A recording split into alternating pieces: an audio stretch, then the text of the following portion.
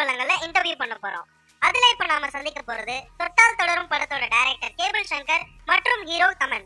வழக்கமான சினிமா பேட்டிகள் மாதிரி இல்லாம கொஞ்சம் ஜாலியா என்டர்டெய்னிங்கா இருக்கணும்ங்கிறதுக்காக கொஷின்ஸ் எல்லாம் ரூம் போட்டு யோசிச்சிருக்கோம். இந்த ஜாலி இன்டர்வியூ உங்களுக்கு ரொம்ப பிடிக்கும்னு நம்புறோம். கேபிள் சங்கர் இவர் இன்டர்நெட் சர்க்கிள்ல ரொம்ப பிரபலமான சினிமா விமர்சகர். நிறைய புத்தகங்கள் எழுதியிருக்காரு. சில படங்களுக்கு வசனகர்த்தாவாகவும் வேலை செஞ்சிருக்காரு. இப்போ முதலா தொட்டால் தொடரும் படம் மூலமா டைரக்டரா இன்னொரு பரிணாமம் எடுத்திருக்காரு. அவர்கிட்ட சில கேள்விகள் கேட்கலாமா? Welcome to our show Cable Sankar sir.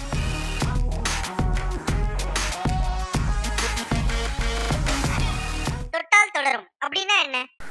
எதெல்லாம் நீங்கள் தொடரீங்களோ அதெல்லாம் தொடரும். சிகரெட், தண்ணி, பொண்ணு, லவ், சோகம், சந்தோஷம், துக்கம், சூது, இப்படி எல்லாமே தொட்டால் தொடர விஷயம்தான். தொட்டால் தொடரும் எப்போ ரிலீஸ்னு தெரிஞ்சதுக்கு அப்புறம் தான் கூச்சடையானும் விஸ்வரூபம் 2 ரிலீஸ் டேட் அனௌன்ஸ் பண்ணுவாங்கன்னு பரவலா பேசிக்கிறாங்களே, அதை பத்தி நீங்க என்ன நினைக்கிறீங்க? இப்போ நான் சிரிச்சதுதான் பதில்.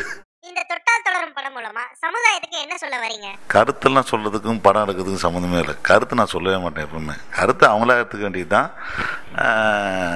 நம்ம ஏதாவது தேவையில்லாமல் கருத்து சொன்னோம்னா அதை புரிஞ்சுதான் எடுத்துக்கலாம். நான் தனியாக கருத்து சொல்றதுக்காக படம் எடுக்க வரல. நாவலாசிரியர், சினிமா விமர்சகர், வசனகர்த்தான்னு நல்லா தானே போயிட்டு இருந்தீங்க. உங்களுக்கு எதுக்கு டைரக்ஷன் மாதிரியான வேண்டாத வேலையெல்லாம் அப்படின்னு கேட்கறவங்களுக்கு என்ன பதில் சொல்ல போறீங்க?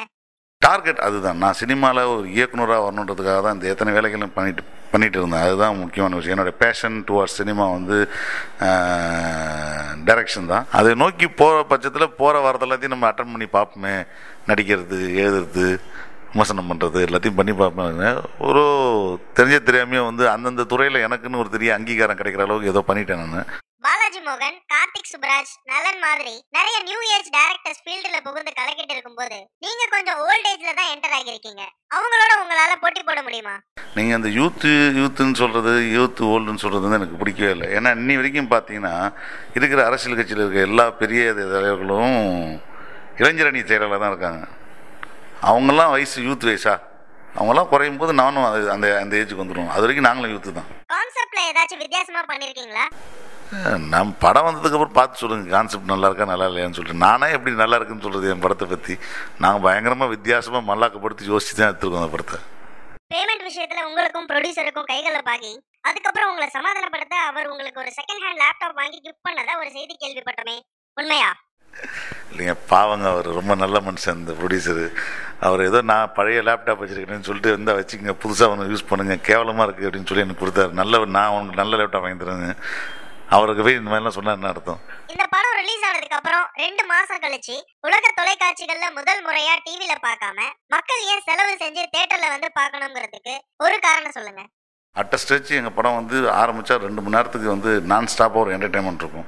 ஸோ அந்த கேரண்டி ஒரு என்டர்டைன்மெண்ட் வேணுன்றவங்க கண்டிப்பாக இந்த படம் வந்து பார்ப்பாங்க. தேட்டரில் வந்து பார்க்கறதுக்கு ஒரு சுவாரஸ்யமான படம் இருக்குது. இப்போ நீங்கள் சொன்னீங்களா, நாவலாசிரியர், விமர்சகர், இந்த மாதிரி இவ்வளோ பெருசாக லால் லவுக்தாஸ்மாக இருக்கிறானே, இவன் என்ன கிழிச்சிருக்கான்றதுக்காக வந்து பார்க்கணும்ல. ஹீரோவை பற்றி கொஞ்சம் சொல்லுங்களேன். தமன் என்னோட படத்து ஹீரோ. அவர் வந்து இது வரைக்கும் 4 படங்கள் பண்ணியிருக்கிறாரு. ஆச்சரியங்கள், சட்டமுறை, இருட்டரை, சும்மா நச்சிருக்கு, இது 4வது படம். அது படத்தில் நடிச்சிருக்க ஆர்டிஸ்ட் பற்றி சொல்லுங்க. அருந்ததி, அவங்களும் 4 படங்கள் நல்ல படங்கள் பண்ணியிருக்காங்க. சுண்டாட்டம், அந்த மாதிரி நல்ல படங்கள் பண்ணியிருக்காங்க. நல்ல கோஆப்ரேட்டிவான ஆர்டிஸ்ட். இன்னொரு குறிப்பிடத்தக்கமான கேரக்டர்னா வின்சென்ட் அசோகா சொல்லலாம். ரொம்ப நாள் கழிச்சு எங்கள் படத்தை திருப்பி வில்லனாக நடிச்சிருக்கிறாரு. தமன் முறையா நடிப்பு கத்துக்கிட்டு ஆச்சரியங்கள் படம் மூலமா திரைத்துறைக்கு அறிமுகமானவர். சட்டமுறை இருட்டரை, சும்மா நச்சுன்னு இருக்குன்னு மேலும் 2 படங்கள் நடிச்சிட்டு இப்போ இந்த தொட்டால் தொடரும் படத்துல ஹீரோ ரோல் பண்ணிட்டு இருக்காரு. Welcome to our show Thaman sir.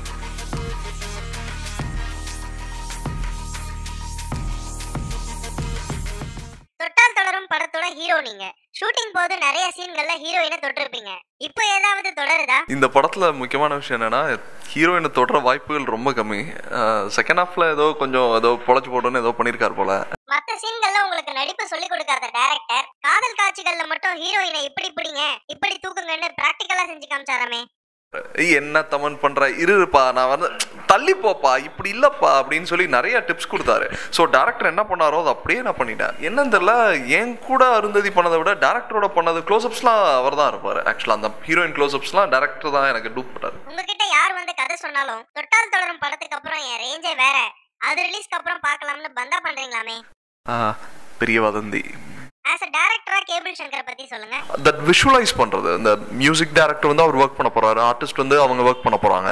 But இது எல்லாத்தையும் காம்ப்ரிஹெண்ட் பண்ணி அந்த ஃபைனல் அவுட்புட் வந்து இதுதான் வரப்போகுதுன்னு சொல்லி ஒரு விஷுவல் பண்ணி தட் வாஸ் வெரி கிளியர். அவருக்கு இதுதான் எனக்கு வேணும் அப்படின்றதுல ரொம்ப தெளிவாக இருந்தார். அண்ட் ஸோ அவர் கூட ஒர்க் பண்ணுறது வந்து ரொம்ப நல்ல ஆப்பர்ச்சுனிட்டி. அண்ட் நான் மேட் மோஸ்ட் ஆஃப் இட் நினைக்கிறேன். ப்ரொடியூசர்ஸ்க்கு நல்ல டேரக்டர். அண்ட் இந்த ப்ராஜெக்ட் வந்து இவ்வளோ தூரம் நல்லா வந்ததுக்கு முக்கியமான காரணம் வந்து கேபிள் சங்கர். ஒரு பாடல் காட்சியின் போது ஹீரோயின் ஸ்விம்மிங் காஸ்டியூம்ல வந்தப்போ நான் ஒரு கண்ணியமான குடும்பத்துல இருந்து நடிக்க வந்திருக்கேன், இந்த மாதிரி சீன்ல எல்லாம் நடிக்க மாட்டேன்னு சொல்லிட்டீங்களாமே, உண்மையா? எனக்கு தெரியாம அப்படி ஒரு பாட்டா? எங்க படத்துல சாங்கே வைக்கலங்க. தொட்டால் தொடரும் படத்தோட ஹைலைட்ஸ் என்ன? படத்தோட சுவாரஸ்யமான திரைக்கதை, அது பெரிய ஹைலைட். அதுக்கப்புறம் படத்தோட ஒரு சின்ன த்ரில் எலிமெண்ட் இருக்கு. அது 2 ஸ்டோரி பேரலா ரன் ஆகும். அதோட மீட் பண்ற இடம் இருக்கு, அது வந்து ரொம்ப நல்லா அமைஞ்ச இடம். அது கிட்டத்தட்ட அந்த இன்டர் பிளாக் முன்னாடி. நீங்க பார்க்க கொஞ்சம் தனுஷோட சாயல்ல இருக்கிறதால டைட்டில்ல உங்க பேருக்கு முன்னாடி வெள்ள தனுஷ்னு போட சொல்றீங்களாமே. தனுஷ் கேட்டா ரொம்ப வருத்தப்படுவாரு. இந்த படத்தை ஏன் மக்கள் பார்க்கணும்னு சொல்லுங்க. ஒரு நல்ல சுவாரஸ்யமான படம். நீங்க லைக் நம்ம காசு கொடுத்து ஒரு விஷயம் பார்க்குறது மோஸ்ட்லி என்டர்டைன் பண்ணுறதுக்கு, நம்ம சந்தோஷப்படுத்துறதுக்கு. அந்த 2.5 மணி நேரம் நம்ம அந்த படத்தை பார்க்குறப்ப ஒரு சின்ன ஒரு ஃபுல்ஃபில்மெண்ட் இருக்கணும். அது வந்து இந்த படத்தில் கண்டிப்பாக கிடைக்கும். கேட்ட எல்லா கேள்விகளையும் ரொம்ப ஸ்போர்ட்டிவா எடுத்துக்கிட்டு சூப்பரா பதில் சொன்ன கேபிள் சங்கர் அவர்களுக்கும் தமன் அவர்களுக்கும் ரொம்ப நன்றி. சீக்கிரம் ரிலீஸ் ஆக இருக்கிற அவங்களோட தொட்டால் தொடரும் திரைப்படம் பெரும் வெற்றி பெற இந்த சினிமா வித் ஸ்டீல் ஜக் நிகழ்ச்சி சார்பாக வாழ்த்துக்களை தெரிவிச்சுக்கிறோம்.